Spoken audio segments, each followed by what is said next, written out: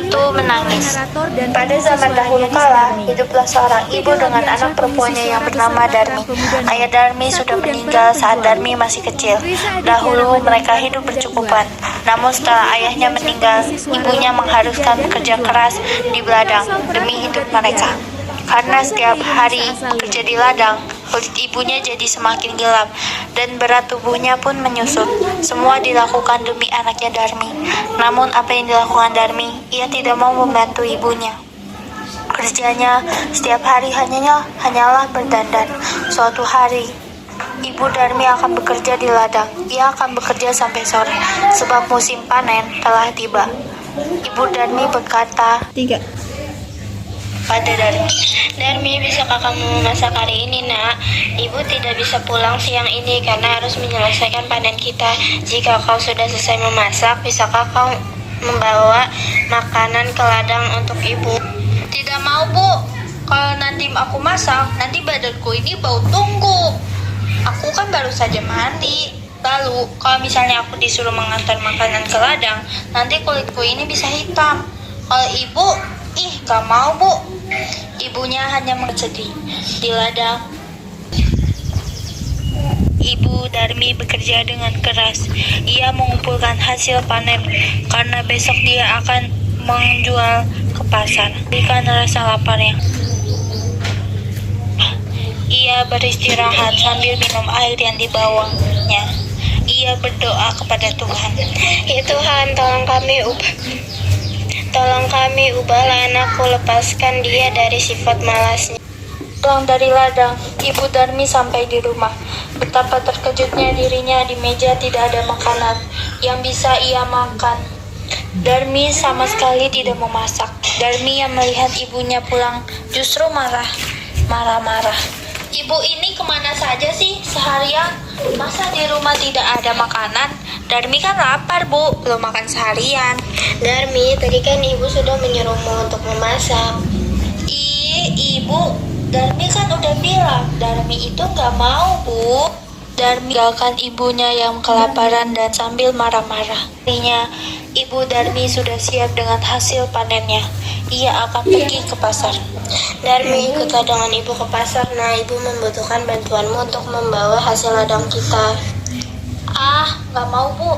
Nanti kalau Darmi ikut ke pasar, kulit Darmi bisa kotor. Apalagi pasar kan becek. Aduh, Bu, Darmi gak bisa bayangin kalau Darmi ke pasar, kulit Darmi bisa ikutan kotor. Gak mau, Bu. Akhirnya pergi ke pasar, membawa hasil ladangnya. Sorenya ibunya membawa yang hasil panennya Darmi. Yang melihat ibunya yang menghitung uang segera mendekati ibunya. "Bu, bedak Darmi habis nih, beliin dong, Bu." "Besok ibu belikan, tapi kamu harus ikut ibu ke pasar supaya ibu tidak salah beli." Ya udah deh. Besok Darmi kan paginya mereka telah siap untuk pergi ke pasar. "Bu, nanti jalannya jangan berdampingan ya. Ibu di belakangku saja." "Pak Darmi." Udah deh, pokoknya di belakangku saja." Pun berjalan menuju pasar. Darmi sebenarnya malu berjalan bersama ibunya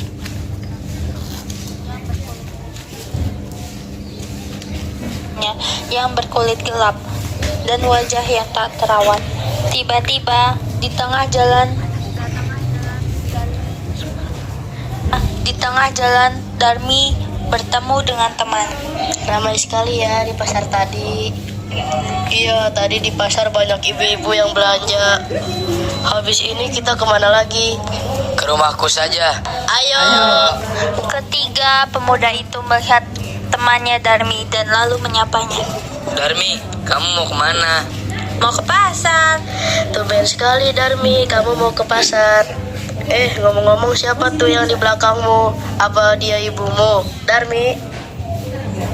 Bukan. Dia bukan ibuku, dia pembantuku." "Oh, pembantu." "Yaudah, kami duluan ya." Sungguh hati Darmi semakin sedih. Begitu teganya anak menganggap ibunya sebagai pembantu. Namun sekuat tenaga dia berusaha menahannya. Sampailah Darmi dan ibunya di pintu pasar. Sesampainya di dalam pasar, Darmi melihat-lihat dan membeli barang-barang yang dijual di pasar itu. Sampailah Darmi dan ibunya ke tempat jual bedak. Pak, saya mau cari bedak yang kualitasnya baik dan mahal ya, Pak.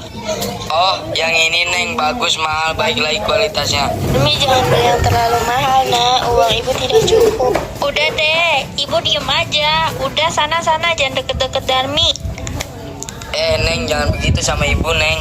Bukan, Pak. Dia bukan ibu saya. Dia tuh pembantu saya, Pak. Oh, pembantu. Iya, Pak, pembantu saya. Ya udah, Pak, saya beliin yang ini ya. Oke, Neng, sebentar ya. Ini, Pak, uangnya. Makasih ya, datang lagi ya, Neng. Di perjalanan pulang, Darmi marah karena ada barang yang tidak terbeli. Bu, ibu, ini bagaimana sih? Darmi kan ingin tas terbaru tadi. Masa ibu menolak pembelian? Darmi, Sudah terlalu banyak barang yang sudah kamu beli. Uang ibu sudah tidak cukup lagi. alah, alasan. Kalau Darmi mau ya ibu harus membelikannya dong. Tidak usah beralasannya uang habis. Lalu Bu tadi sebelum berangkat, Darmi kan sudah bilang, ibu itu jangan dekat-dekat dengan Darmi. Darmi tuh mau. Bu, malu masa iya Darmi punya ibu yang kayak gini, berkulit hitam, tak terawat. Lalu ibu tahu tidak, dengan penampilan ibu yang seperti ini, ibu itu macam pembantu.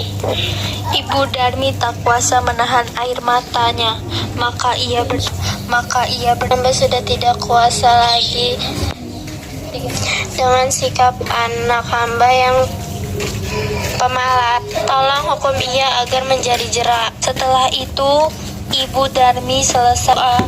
Bu, ibu, tolong Bu, kakiku sudah tidak bisa digerakkan Bu, ibu sakit. Sedikit demi sedikit, Darmi menjadi batu.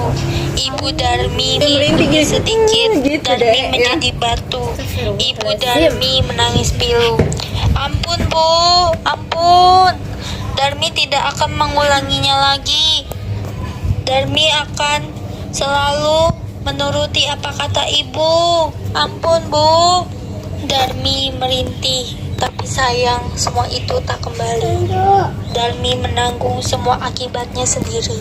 Batu itu akhirnya dinamakan batu menangis. Terima kasih. Jadilah anak berbakti kepada kedua orang tua kita. Bersyukur apapun yang kita terima, karena masih banyak orang yang kurang di bawah kita.